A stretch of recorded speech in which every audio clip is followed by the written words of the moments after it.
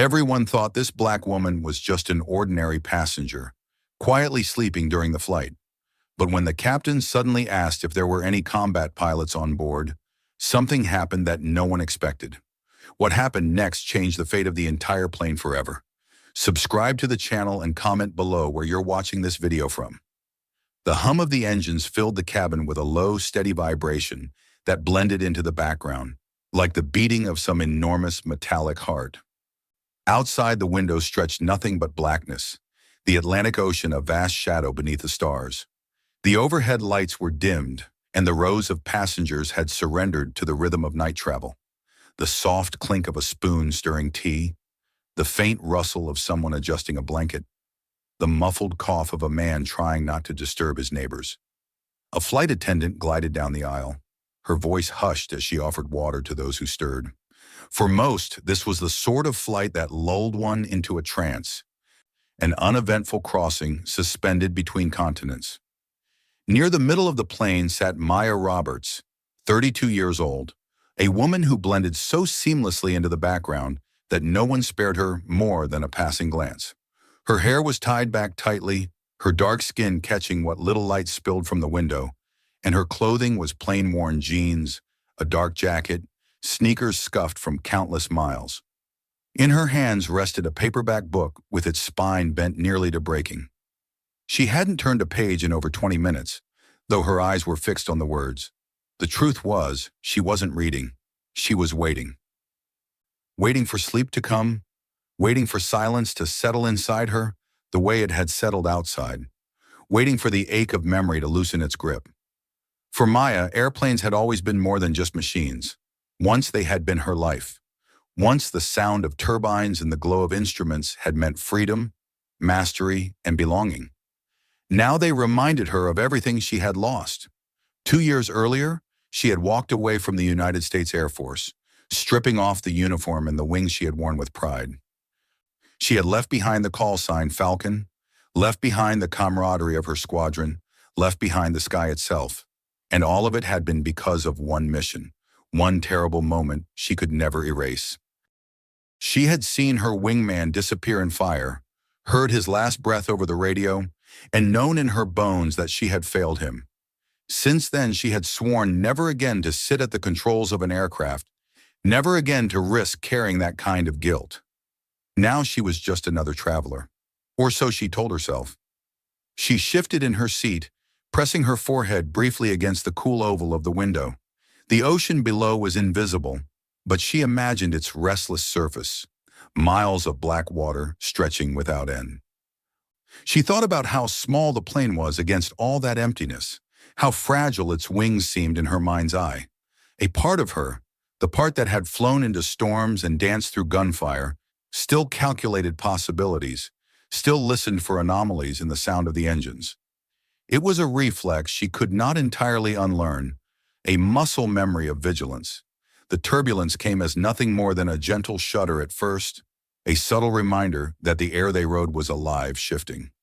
Passengers barely noticed. A man sleeping with his head tilted against the window snored softly through it.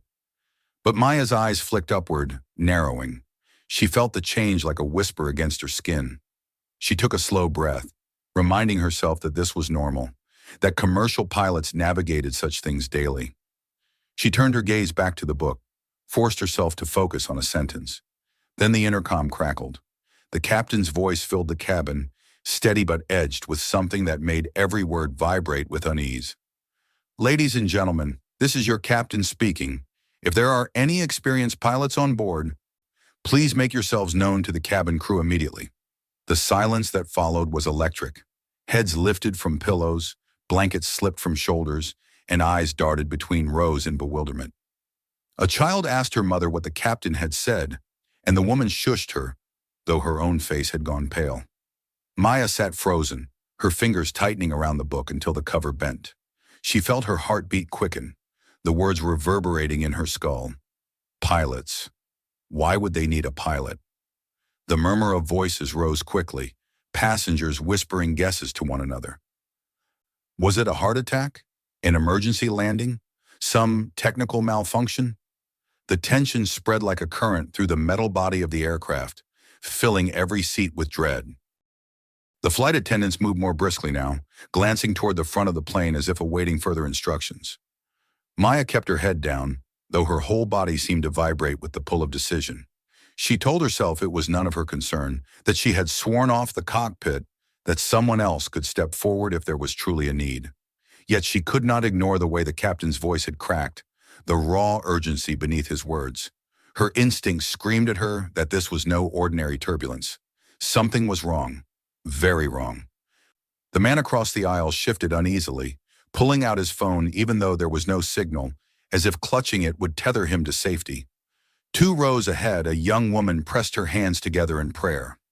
Everywhere Maya looked, she saw confusion and fear, and she felt the weight of it pressing against her chest. The quiet of the flight had been shattered, and in its place grew the kind of silence she remembered from her days in combat. The silence right before something broke. She shut her book and placed it carefully in the seat pocket. Her palms were damp. She tried to breathe slowly, tried to convince herself that remaining still was the wisest choice. But the ghosts of her past stirred awake. She remembered the cockpit lights dancing across her visor, the way her wingman's voice had cut off mid-sentence. She remembered promising him silently, even as his jet spiraled in flames, that she would never fail anyone else again. Now here she was, 30,000 feet over the ocean, with hundreds of strangers around her. And the captain had called into the darkness for a pilot. The responsibility she had fled for years pressed its weight upon her shoulders once more. The plane shuddered again, harder this time, and a few passengers gasped aloud. Maya lifted her head, eyes narrowing, jaw tightening. Somewhere ahead, behind that reinforced cockpit door, was the truth.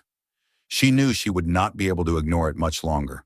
And as the murmurs of fear continued to spread through the cabin, Maya Roberts realized that the silence of altitude had ended. Something was coming. Something that would drag her back into the sky she thought she had left forever.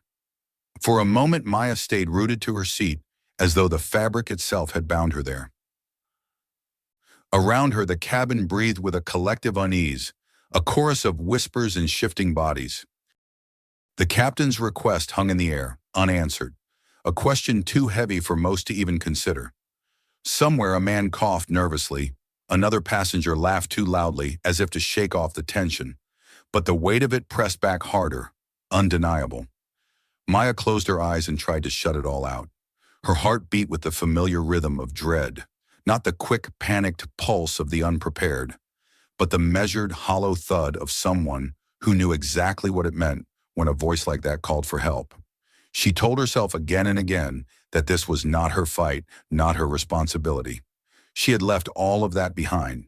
She was no longer Falcon, no longer a pilot, no longer someone counted on to step into the fire. She was just another passenger on a flight that should have been routine. But the memories would not release her. They rose unbidden, insistent, wrapping themselves around her thoughts with cruel precision. She was back in her F-16, the horizon burning orange with the flare of tracer fire. Her wingman's voice had been steady in her headset, calm even in chaos, the way it always was. Then in a blink, there was fire where his aircraft had been, and the sound that followed was the one she had never stopped hearing. A half word, a sharp intake of breath, and then silence. The radio had gone dead, but the echo of it lived in her chest, carved into her bones. She pressed her palms against her eyes, but the images only sharpened. The smell of burning fuel, the sight of twisted metal spiraling toward the ground. Her own helpless scream caught in her throat. After that mission, she had stood in front of her commanding officer, listening as he told her it wasn't her fault, that the mission parameters had been impossible, that sometimes fate was cruel. None of it mattered. She knew deep down she could have done something differently. She could have saved him. She carried that certainty with her every day since. Another tremor rocked the plane, sharper than the last. Passengers gasped, and one of the overhead bins rattled loudly. A stewardess steadied herself on the seatbacks, her lips drawn tight in an effort not to show fear. Maya looked at the woman's hand, saw it shaking, and knew she was running out of excuses. Fear in others had always triggered something in her, something she couldn't suppress. She had been trained to act, to respond, to step forward when others stepped back. That instinct had not died when she left the Air Force, no matter how hard she tried to bury it. She tried to imagine someone else standing, someone else walking to the front of the plane. There had to be another pilot on board. There always seemed to be in stories like this. But she scanned the cabin and saw only frightened faces, some angry, some pale, all searching for reassurance that wasn't coming. A child clutched her stuffed bear so tightly it seemed strained, her wide eyes glistening with tears as she asked her mother what was happening.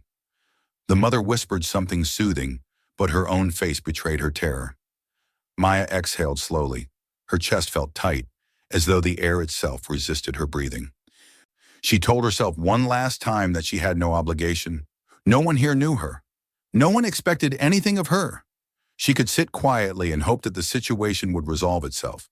She could let the crew handle it. But beneath those rationalizations beat the relentless truth. If she stayed in her seat, if she ignored the call, and something happened to these people, she would never forgive herself. Her hands trembled as she reached down to fasten her jacket. She pushed herself to her feet, her knees stiff from sitting too long, her pulse roaring in her ears. The voices in the cabin hushed as passengers noticed her rise. Whispers slid from row to row, quiet but insistent, like the ripple of wind through tall grass.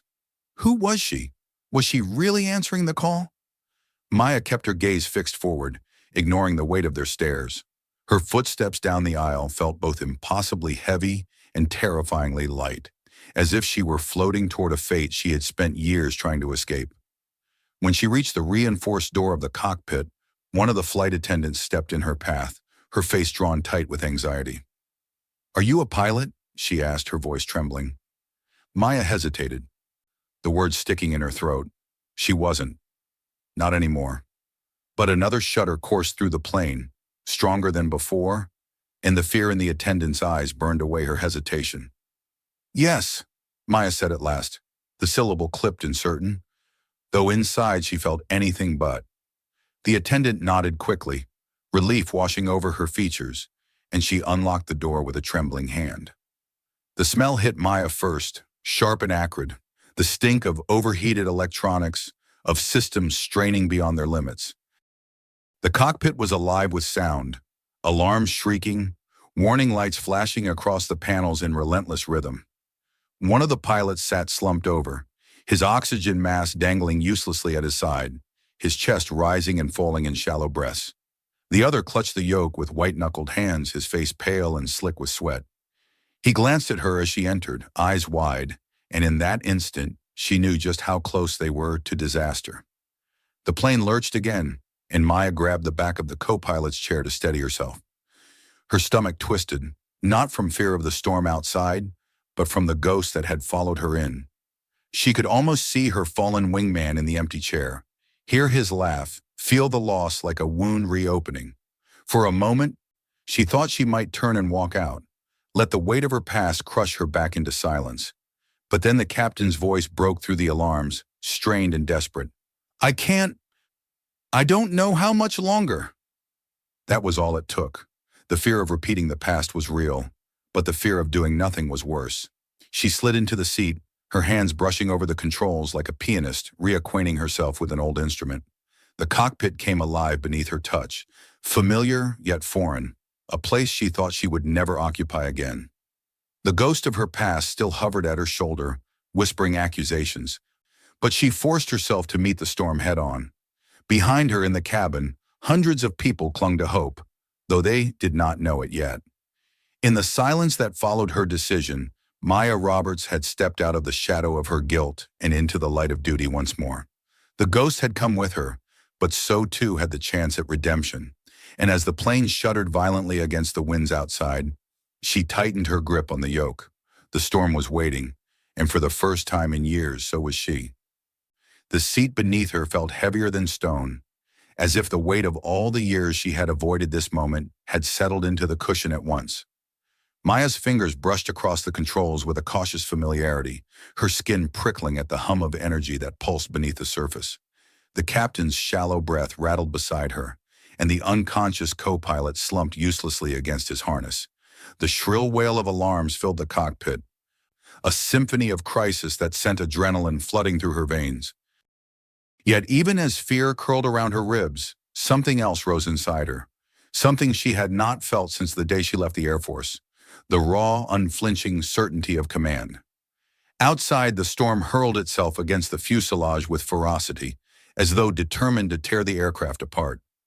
Lightning illuminated the cockpit in flashes of white, each one slicing across Maya's features like a photographer's bulb.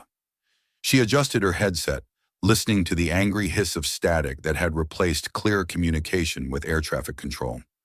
The storm had swallowed their voices, leaving them alone in the vast dark sky. "We're losing hydraulics," the captain muttered hoarsely, his hand trembling as he tried to monitor the failing systems. His voice cracked on the last word, and Maya recognized the signs. His body was failing him as surely as the plane was. "Then I'll fight her like this," Maya said, her tone hardening, though inside her chest beat a war drum of dread.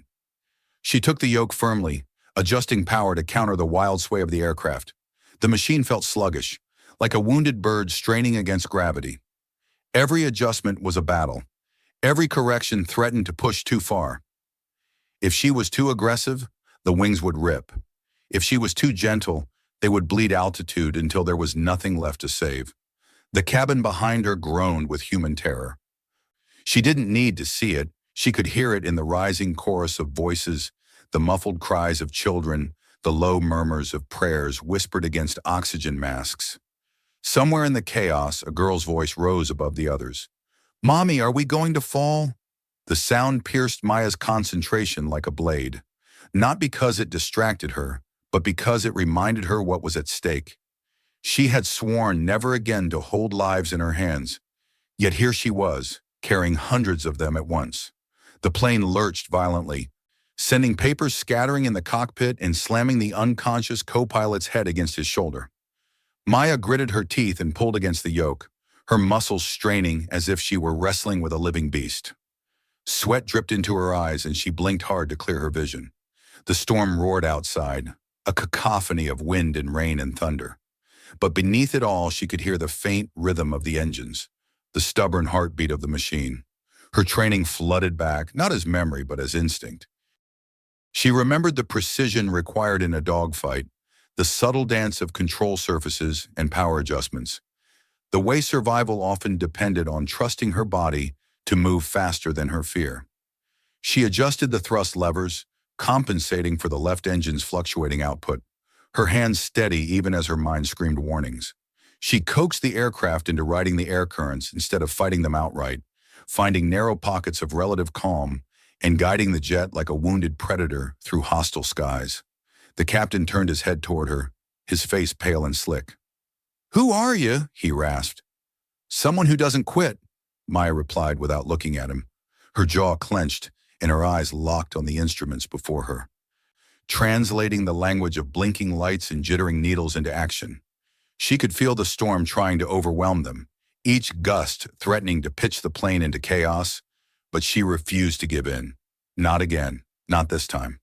Time stretched and warped in the cockpit. Minutes felt like hours, each second measured in heartbeats and alarms.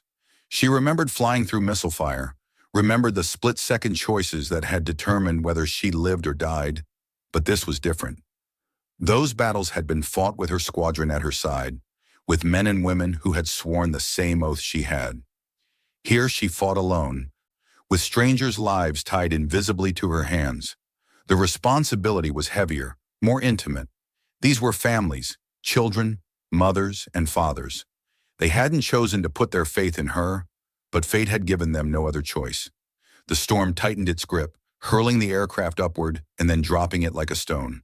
Passengers screamed, and the overhead bins rattled violently. Maya's teeth clacked together as she wrestled the yoke, her arms burning with effort. She rode the descent, easing the nose up just enough to soften the fall, her eyes darting between altimeter and horizon. Another flash of lightning illuminated the sea of clouds outside, churning and endless. She spoke aloud to herself, her voice steady though her heart thundered. Hold it steady. Just a little longer." Talking kept the fear at bay, kept her focus sharpened to a blade's edge. She guided the aircraft through another pocket of turbulence, her movements precise, deliberate, too sharp and they would tear apart, too soft and the storm would consume them. In the cabin, oxygen masks dangled like lifelines, and passengers clutched at one another. Some prayed, others screamed, still others sat in stunned silence, paralyzed by fear. A flight attendant, her face drawn but determined, moved from row to row, offering what comfort she could. Maya knew none of them could see her, but she imagined the little girl from earlier, asking if they would fall. She imagined her looking to her mother for answers, and she swore silently to herself that the answer would be no. The captain groaned beside her, his strength failing, but Maya barely noticed. Her world had narrowed to the cockpit, to the controls beneath her hands, to the storm that clawed at their fragile shell of metal and fuel. Her arms ached, her nerves burned, but she refused to relent. She had failed once before. She would not fail again. Another surge of wind slammed against them, and the aircraft tilted dangerously to the side. Warning alarms screamed louder, flashing red across the panels. Maya gritted her teeth and fought the roll, every muscle in her body straining. The plane resisted, shuddering violently. But slowly, agonizingly, it leveled out. She let out a harsh breath, sweat pouring down her temple, and steadied her grip. This was not a fight she had asked for, but it was one she would finish. And as the storm raged outside, Maya Roberts sat firm in the cockpit, carrying 300 souls through the fury of the sky, determined to keep them alive no matter what it cost her. The storm did not relent. It battered the aircraft with a merciless rhythm, a fury of wind and rain that seemed determined to strip them from the sky. Maya's arms trembled from the strain of holding the yoke steady, every nerve alive with the demand of constant corrections. The cockpit was hot with the scent of sweat and burning electronics, a claustrophobic tomb suspended in chaos. Time had blurred into a cruel continuum of alarms, lightning flashes, and the low, steady hum of a single truth. They were running out of chances. The captain coughed, his voice hoarse and thin. "Fuel's critical. We don't have long." The words hit Maya like another blow from the storm, harder than any gust of wind. She flicked her eyes to the gauges and saw what she had feared all along. The needle dipped lower with every second, bleeding away the minutes they needed. The math scrawled itself across her mind, merciless and clear. Too much distance, too little time, too many lives in her hands. Her jaw clenched until her teeth ached. "We're not finished yet," she said, though the words were as much for herself as for him. She adjusted the thrust, coaxing the engines to give more even as she knew they were near their limit. The aircraft groaned like a wounded animal, every rivet seeming to scream under the pressure. Outside the windows, the world was nothing but swirling cloud and violent flashes of white. The horizon was gone, swallowed by the storm. Maya's mind clawed for focus, searching for any sign, any break that would guide her out of this endless darkness. She had flown blind before, but never with so much weight pressing down on her soul. Then, as if fate had taken pity on her, the clouds ahead broke for a heartbeat. In that brief gap, through the sheets of rain and the jagged spears of lightning, she saw them. Lights. A string of pale, fragile glimmers etched against the black canvas of night. Her breath caught in her throat. It wasn't a city, nor the random scatter of a coastline. It was a runway, unmistakable in its symmetry, a narrow strip of salvation carved into the storm. "There," Maya whispered, her voice fierce with sudden hope. "Do you see it?" The captain's head tilted, his vision hazy, but when his eyes caught the faint glow, he let out a ragged laugh. "Runway," he croaked. "Coastal base. They've cleared it for us." Maya's pulse surged. Relief threatened to overwhelm her, but she forced it down, knowing the hardest part still lay ahead. Spotting the runway was only the beginning. Getting to it, through the crosswinds and failing systems, with fuel vanishing by the minute, that would take everything she had left. She keyed the radio, her voice sharp and steady despite the static that clawed at the signal.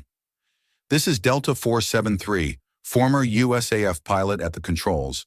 Request emergency landing clearance." For a moment there was only silence, the crackle of interference mocking her. Then, faint but real, a voice broke through. "Copy that, Falcon. You're clear to land. We're with you." Falcon, the call sign she thought she had buried. Hearing it again struck her like a jolt of electricity, a reminder of who she had been, of the pilot she still was beneath all the years of guilt and silence. Her hands tightened on the yoke. She was not alone. The ground was listening. The runway drew closer with agonizing slowness, its lights flickering between veils of rain. Crosswinds slammed against the aircraft, trying to shove it sideways to drag it off course.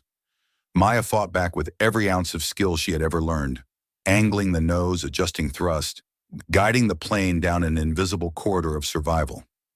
The alarm screamed louder, warning of hydraulics failing, of fuel too low to sustain another go-round. There would be no second attempt. This was it. Behind her, the cabin was alive with raw humanity. Passengers clutched hands, pressed foreheads together, whispered prayers in every language. Children cried and were soothed by trembling parents. Some sat rigid and silent, eyes wide and unblinking. Maya could feel them even without seeing them. Their fear, their fragile hope, their belief, whether they knew it or not, that she would bring them home. The nose dipped as a pocket of turbulence yanked them down. Maya grunted and hauled back, the muscles in her arms burning.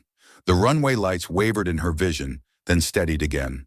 She heard herself speaking under her breath, the way she had in combat, a mantra against the chaos. Steady, hold steady. You're not taking them. Not tonight. The engines howled, strained to their limits, and the wheels screamed as they kissed the runway.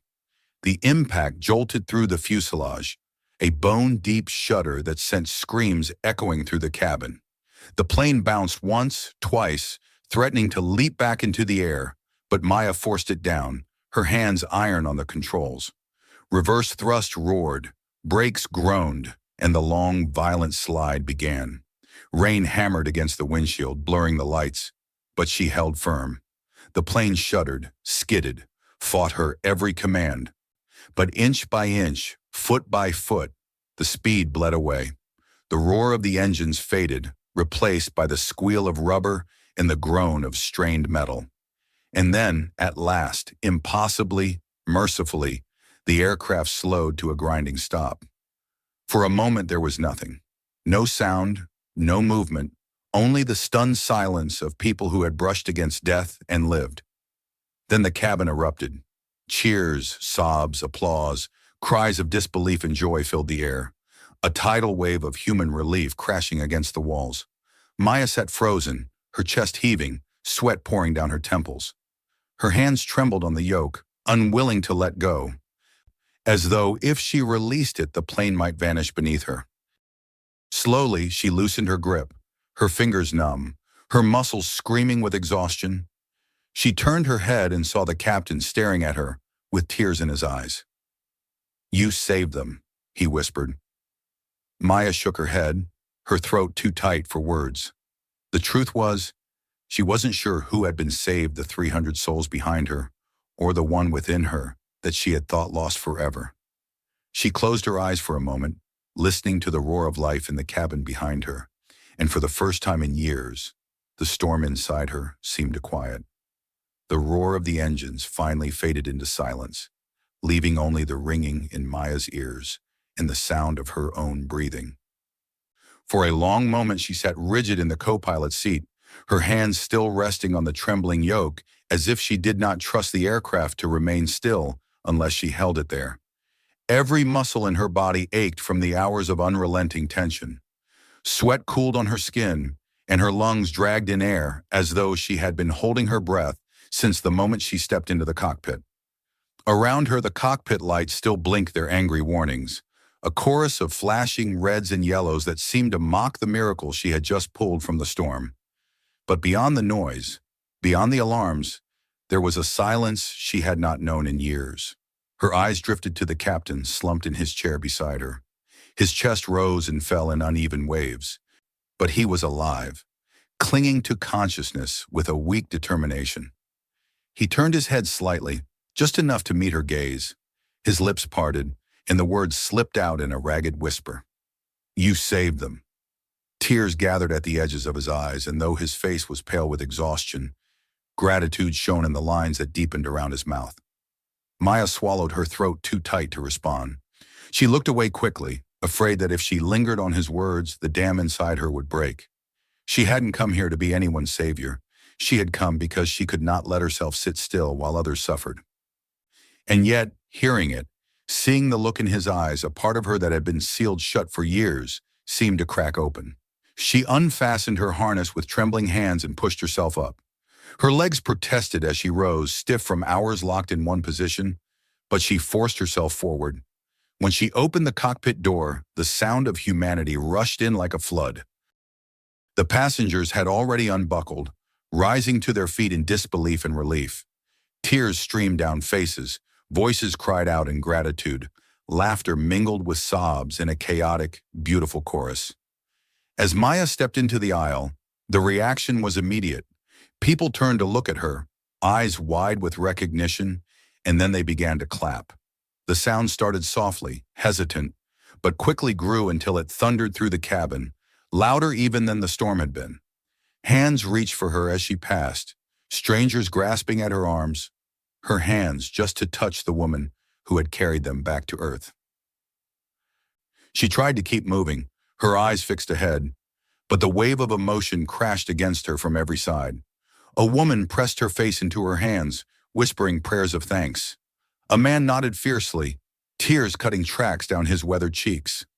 A flight attendant caught Maya's hand for a brief second, squeezing it tightly, her own eyes swollen from crying. Then from between the seats, a small figure emerged. It was the little girl Maya had heard earlier, the one whose frightened voice had pierced the storm with her question. She ran forward before her mother could stop her, throwing her arms around Maya's leg. "Thank you," the child whispered, her voice muffled against Maya's jacket. "Thank you for not letting us fall." Maya froze. Her heart clenched, and for a moment she could not breathe. She crouched slowly, meeting the child's wide eyes. The innocence there, the pure gratitude, was almost unbearable. Maya lifted a hand and brushed the girl's cheek gently before giving her a small, trembling smile. "You're safe now," she murmured. "You're safe."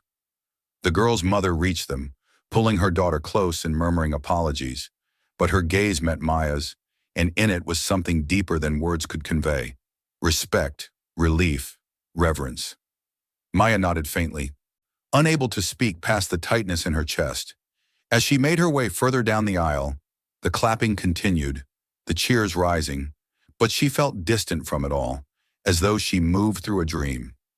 For years she had carried the weight of failure, the ghost of her wingman's final moments haunting every breath.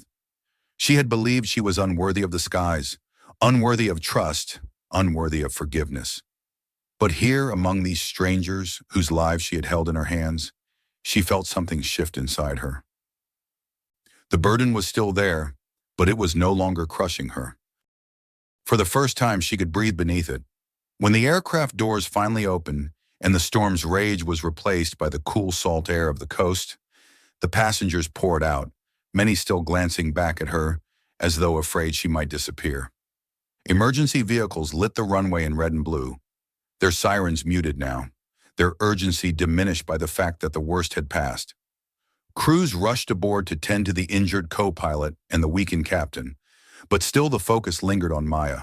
She stepped onto the tarmac at last, her sneakers soaking instantly in the puddles of rain, and tilted her head back. The clouds above were breaking apart, thin shafts of moonlight piercing through the ragged gaps. She stood there for a long time, her eyes closed, letting the rain wash over her face. She had not asked for this. She had not wanted to be anyone's angel. But in saving them, she had found a piece of herself she thought was lost forever. Passengers began to gather nearby, some with blankets draped around their shoulders, some holding children close. A few stepped forward hesitantly, offering words of thanks. A man clasped her hand firmly, his grip strong despite his trembling. "You brought us home," he said simply, his voice thick with emotion. Others echoed him, each with their own words, their own tears, their own gratitude. Maya accepted it quietly, nodding, her voice failing her each time she tried to respond. Finally, the little girl appeared once more, clutching her stuffed bear tightly in one arm. She looked up at Maya with the unwavering honesty only a child could hold. "You're like an angel," she said softly. Her mother smiled weakly, tears glistening on her cheeks. and did not correct her. Maya felt the words pierce deeper than any she had ever heard. She knelt down again, meeting the girl's eyes, and this time she let herself smile fully, without reservation. "No," she said gently, her voice steady now. "I'm just someone who remembered how to fly." The girl hugged her again, fiercely, and for the first time since that terrible day years ago, Maya felt the weight in her chest ease. She rose, watching as the girl was led away, and knew that while she could never undo the past, she had finally found a way to live with it. As dawn began to bleed across the horizon, painting the wet runway in hues of pale gold, Maya stood apart from the crowd, her hands in her pockets, her eyes fixed on the sky. She did not crave medals or recognition, and she did not need the applause still echoing faintly in her ears. What she needed was peace, and for the first time, she felt it stirring within her, fragile but real. Life, she realized, would always be unpredictable. Storms would always come, ghosts would always whisper, but sometimes the person you least expect carries the strength to save everyone. Tonight, that person had been her. And as she breathed deeply of the rain-soaked air, Maya Roberts understood that she had not only saved 300 lives, she had saved her own. If this story kept you on the edge of your seat, make sure you subscribe so you never miss the next one. We've got even more unbelievable true-to-life dramas waiting for you, so click over and watch the next video right now. You won't believe what happens there. And don't forget to share this video with your friends and family. They need to see it too.